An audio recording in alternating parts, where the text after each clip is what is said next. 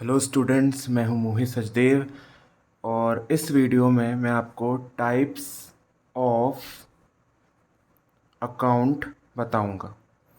अगर आपको मेरा एक्सप्लेनेशन समझ आता है, एग्जाम्पल्स पूरे क्लियर होते हैं, कमेंट करके ज़रूर बताएं और अपना फीडबैक दें। कुछ भी डाउट्स हो तो आप कमेंट सेक्शन में बता सकते हैं। Types of account basically 2 categories में इनको डिवाइड किया है। Personal account and impersonal account. Personal account को भी फर्दर डिवाइड किया है natural person, artificial person,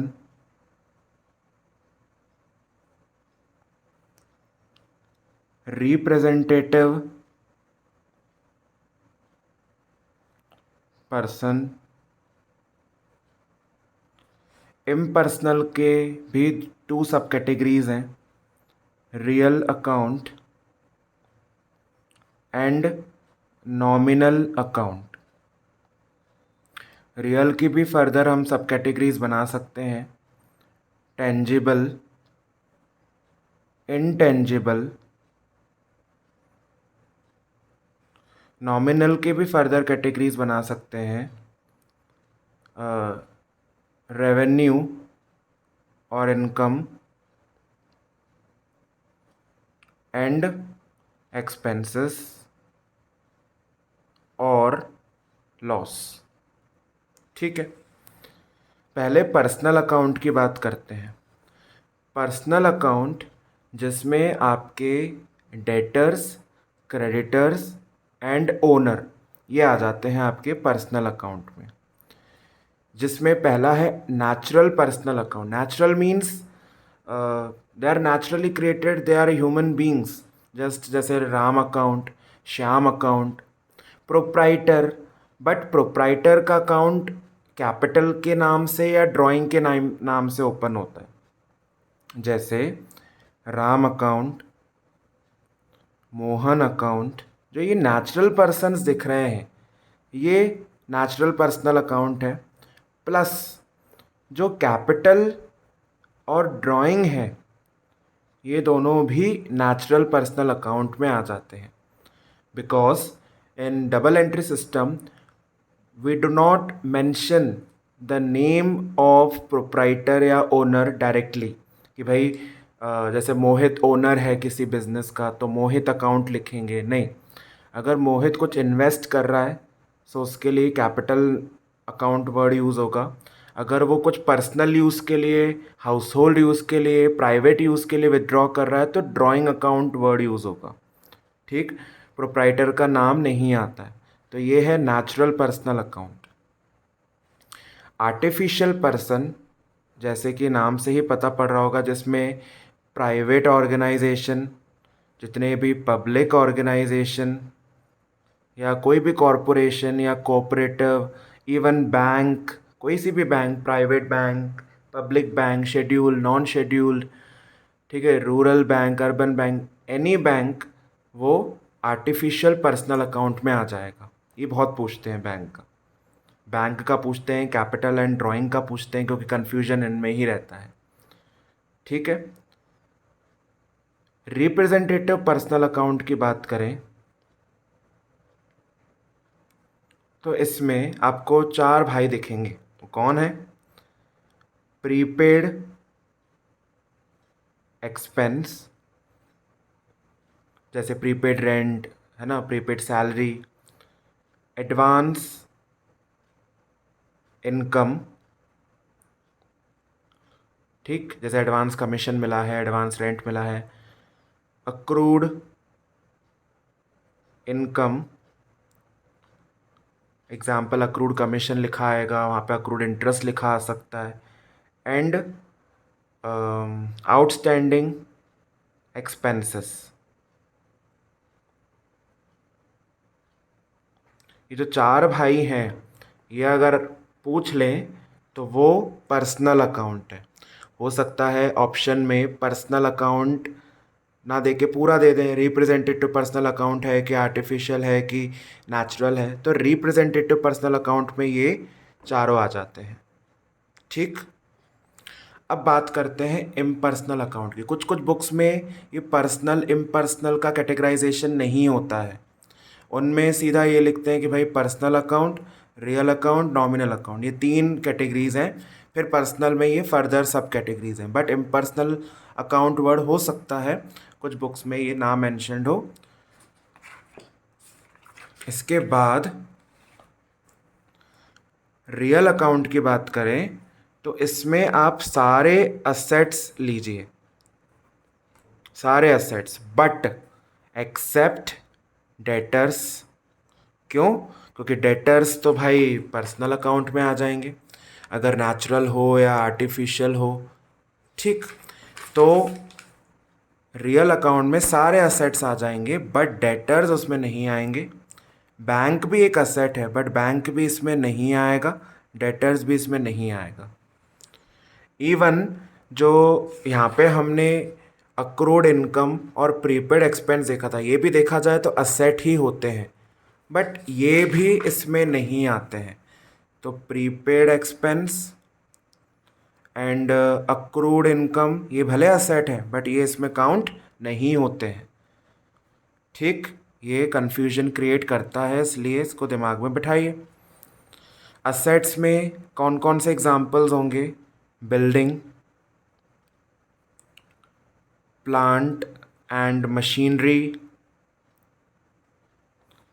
furniture, ये सब आपके असेट्स हैं। इवन ये देखा जाए तो टेंजिबल असेट्स हैं। टेंजिबल मतलब जिसे आप टच कर सकते हैं, फील कर सकते हैं, ठीक है, जिनका फिजिकल एग्जिस्टेंस है। ये क्वेश्चन भी आता है, फिजिकल एग्जिस्टेंस। बट कुछ इंटेंजिबल असेट्स भी होते हैं जिनका फिजिकल एग्जिस्टेंस नहीं होता, जैसे कंप्यूटर, सॉफ्टवेयर। कंप्यूटर भाई टेंजिबल में आ जाएगा, computer hardware, but computer software की बात करें तो वो इंटेंजिबल असेट है। पेटेंट, गुडविल, कॉपीराइट, ट्रेडमार्क, ये सब आपके इंटेंजिबल असेट्स हैं। ठीक है, तो हमने रियल अकाउंट को कंप्लीट किया जिसमें टेंजिबल और इंटेंजिबल असेट्स, याद रखिए सारे असेट्स बट इनको छोड़ के। फिर बात करते हैं नॉमिनल अकाउंट की, जिसमें सारे एक्सपेंसेस, ये थोड़े क्वाइट इजी रहते हैं।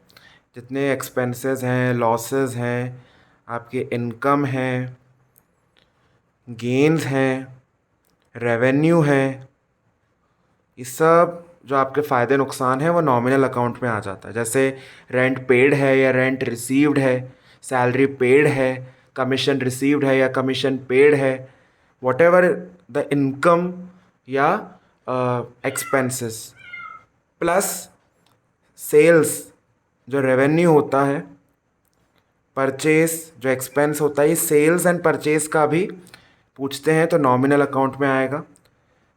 सेल्स रिटर्न ये भी पूछते हैं, परचेज रिटर्न, तो ये दोनों भी किस में आ रहे हैं? नॉमिनल अकाउंट में आ रहे हैं। ठीक है, जो कन्फ्यूजन क्रिएट करता है वो sales return, purchase return, sales, purchase और बैंक, है ना, ये जो प्रीपेड एक्सपेंस, अक्रूड इनकम, ये सब कैपिटल ड्राइंग, ये जो मेन होता है ना, यही कन्फ्यूजन क्रिएट करते हैं। तो ये आपको जो क्लियरली बताया जा रहा है इसको दिमाग में बैठाइए।